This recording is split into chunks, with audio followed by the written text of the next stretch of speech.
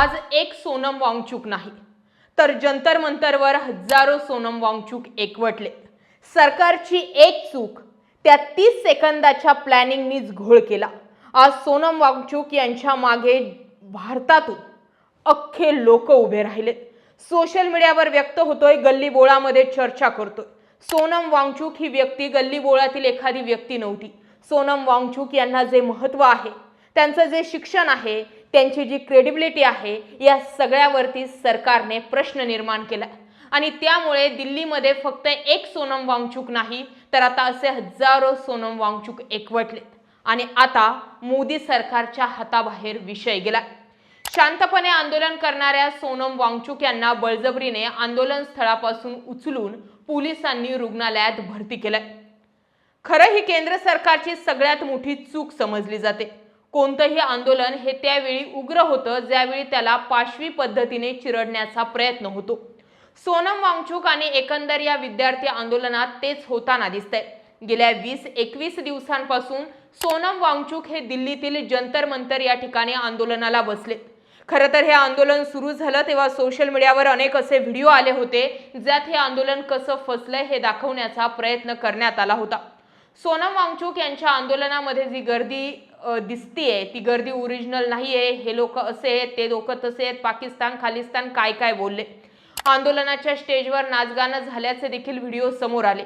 त्यामुळे या आंदोलनात काही दम नसल्याचा प्रचार सुरुवातीला करण्यात आला, परंतु नंतरून या आंदोलनाला आणि खास करून सोनम वांगचुक यांना तरुणांचा मिळत असलेला प्रतिसाद पाहता हे आंदोलन लयात येत असल्याची कुणकुण सरकारला लागली। गेल्या 20 दिवसांपासून उपोषणाला बसलेले सोनम वांगचुक हे मागे हटत नसल्याचं लक्षात येताच दिल्ली पोलिसांनी धूर्तपणे साध्या वेशात येऊन अक्षरशः सोनम वांगचुक यांना उचलून रुग्णवाहिकेत बसवलं। हे आंदोलन चिरडण्याचा प्रयत्न केला। वांगचुक यांना शिवीगाळ झाल्याचा आरोप आहे। याचा परिणाम काय झाला तर हे आंदोलन आता अधिक प्रभावी होताना दिसतंय।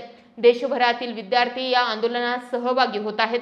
आंदोलनाची व्याप्ती वाढू नये म्हणून पोलीस प्रशासनाकडून या ठिकाणी 8 ते 10 फूट उंच बॅरिगेड्स लावल्याचे व्हिडिओ सोशल मीडियावर दिसतात। आंदोलन स्थळी जाताना एंट्री गेटाजवळ एका वेळी एकच व्यक्ती आत जाऊ शकेल अशा पद्धतीने पोलिसांनी तटबंदी आखली आहे। संविधानिक मार्गाने सुरू असलेले हे आंदोलन म्हणजे उपद्रवी लोकांचं संघटन असल्यासारखं पोलीस वर्तन करतायत। दुसरीकडे वांगचुक यांना आंदोलन स्थळावरून हलवण्यात आलं असलं तरी कॉकरोच जनता पार्टीचे संस्थापक अभिजित दिपके यांनी मात्र 20 जुलै रोजी काढण्यात येणाऱ्या मार्चवर ठाम राहण्याचं ठरवलंय।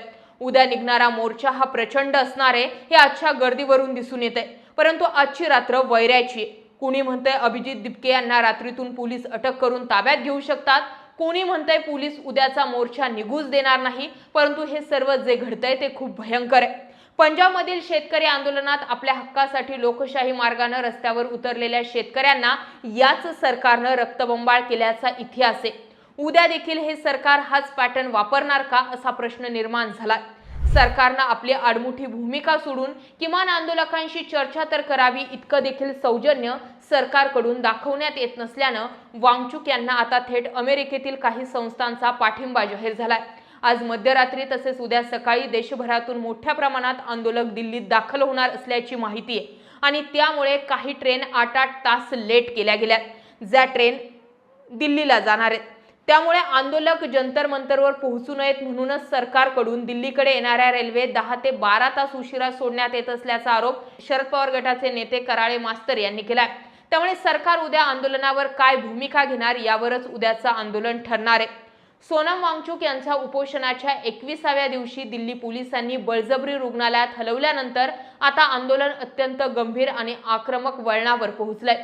केंद्रीय शिक्षण मंत्री धर्मेंद्र प्रधान यांच्या राजीनाम्याची आणि परीक्षा पद्धतीत पारदर्शक सुधारणांची प्रमुख मागणी जी आहे ती आंदोलकांनी केली आहे। तरुणांच्या या लढ्याला बळ देण्यासाठी लडाखचे ख्यातनाम पर्यावरणवादी आणि शिक्षण तज्ज्ञ सोनम वांगचुक हे 28 जून पासून जंतर मंतरवर उपोषणाला बसलेत। 18 जुलैच्या पहाटे जंतर मंतरवर पोलिसांचा मोठा ताफा दाखल झाला। साध्या वेशातील पोलिसांनी पांढऱ्या चादरींचे पडदे धरून आंदोलकांना मुख्य मंचापासून वेगळं केलं। वांगचुक यांना उचलून रुग्णवाहिकेत टाकत रुग्णालयामध्ये दाखल करण्यात आले। दिल्ली उच्च न्यायालय आणि डॉक्टरच्या सल्ल्यानुसार वांगचुक यांच्या खालवत्या प्रकृतीमुळे त्यांना उपचारासाठी हलवणं आवश्यक होतं असा दावा पोलिसांनी केला। रुग्णालयात असूनही वांगचुक यांनी औषधोपचार किंवा सलाईन घेण्यास नकार दिलाय। रुग्णालयातही त्यांनी अन्नत्याग सुरूच ठेवलाय। त्यांच्या पत्नी गीतांजली यांनीही सरकारच्या या दंडेशाहीचा तीव्र शब्दांमध्ये निषेध केलाय। सोनम वांगचुक यांना पोलिसांनी तिथून हटवताच सीजेपीचे संस्थापक अभिजित दिपके हे स्वतः मंचावर आमरण उपोषणाला बसलेत।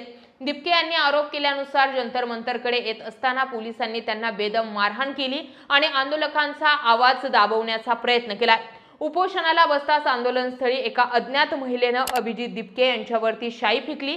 मात्र या घटनेनंतर आंदोलक अधिक आक्रमक झाले असून आता केवळ शिक्षण मंत्र्यांचाच नाही तर पंतप्रधान नरेंद्र मोदी यांच्या राजीनाम्याची मागणी करणार अशी घोषणा जी आहे ती दिपके यांनी केली आहे। वांगचुक यांच्याशिवाय ऑल इंडिया स्टुडंट्स असोसिएशनचे अनेक तरुण आणि विद्यार्थी गेल्या 22 दिवसांपासून सातत्यानं अन्नत्याग करत आहे। या आंदोलनाची धार दिवसेंदिवस तीव्र होत चालली असून समाजातील विविध घटकांकडून आता याला पाठिंबा मिळतोय। ज्येष्ठ समाजसेवक अण्णा हजारे यांनी व्हिडिओच्या माध्यमातून सरकारने वांगचुक यांच्या संयमाचा अंत पाहू नये आणि त्यांच्याशी त्वरित चर्चा करावी असं मत व्यक्त केलंय। काँग्रेस नेते राहुल गांधी यांनीही वांगचुक यांच्यावरील कारवाईला हुकुमशाही प्रवृत्ती म्हटलं आहे। आम आदमी पार्टीचे नेते अरविंद केजरीवाल यांनी आंदोलन स्थळाला भेट देऊन शिक्षण मंत्र्यांच्या जागी सोनम वांगचुक यांना नियुक्त करावं अशी मागणी केली आहे। सीपीआय, सीपीएम आणि या डाव्या पक्षांनीही या दडपशाहीचा निषेध केलाय। अभिनेता ऋतिक रोशन आणि अनेक सेलिब्रिटींनी सोशल मीडियावर विद्यार्थ्यांच्या बाजूंनी पोस्ट शेअर केल्यात। आंदोलकांनी 20 जुलै रोजी संसदेवर मोर्चा काढण्याची घोषणा केली आहे। याला वांगचुक यांनी रुग्णालयातूनच भारताची दुसरी स्वातंत्र्य चळवळ असं म्हटलंय। सोमवारपासूनच संसदेचं अधिवेशन सुरू होत असल्यानं नवी दिल्ली आणि जंतर मंतर परिसरात पोलिसांनी आणि निमलष्करी दलानं आधीच छावणीचं रूप धारण केलंय। कलम 144 अंतर्गत कोणत्याही प्रकारच्या मोठ्या मोर्चाला परवानगी नाकारली जाण्याची शक्यता आहे। उपोषणाला बसलेले विद्यार्थी आणि आंदोलकांना मध्यरात्री किंवा सोमवारी पहाटेच ताब्यात घेऊन आंदोलन स्थळ रिकामं केलं जाऊ शकतं अशी भीती अभिजित दिपके यांनी व्यक्त केली आहे। संसदेच्या दिशेने जाणाऱ्या सर्व रस्त्यांवरती प्रचंड बॅरिगेटिंग करून आंदोलकांना अडवलं जाईल। त्यांनी पुढे जाण्याचा प्रयत्न केल्यास पाण्याचे फवारे किंवा बळाचा वापर होऊ शकतो अशी शक्यता व्यक्त होते। ब्रिटिशकालीन पद्धतीचा वापर करून शांततापूर्ण मार्गाने चालवलेलं आंदोलन तात्पुरते विस्कळीत करण्याचा सरकार आणि पोलिसांना आता यश आलं असलं तरी तरुणांमधील असंतोष चिरडणं अशक्य दिसतंय।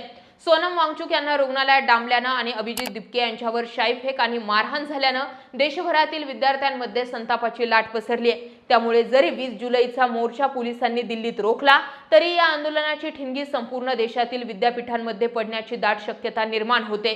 एकंदरीत जर विचारायत करायचं जर ठरला तर मोदी सरकार घेरलं गेलंय। या सरकारनं सरेंडर करणं यातच खरं शहाणपण आहे असं या आंदोलनावरून दिसतंय।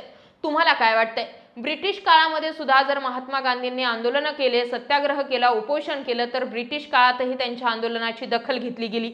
मात्र लोकशाही आणि डेमोक्रेसी म्हणणाऱ्या या भारत देशामध्ये असताना सुद्धा ही लोकशाही असताना सुद्धा आंदोलन चिरडण्यासाठी किंवा सोनम वांगचुक यांना दिलेल्या वागणुकीबाबत हे सरकार ब्रिटिशांपेक्षाही जास्त खतरनाक आहे का असा प्रश्न। जय महाराष्ट्र।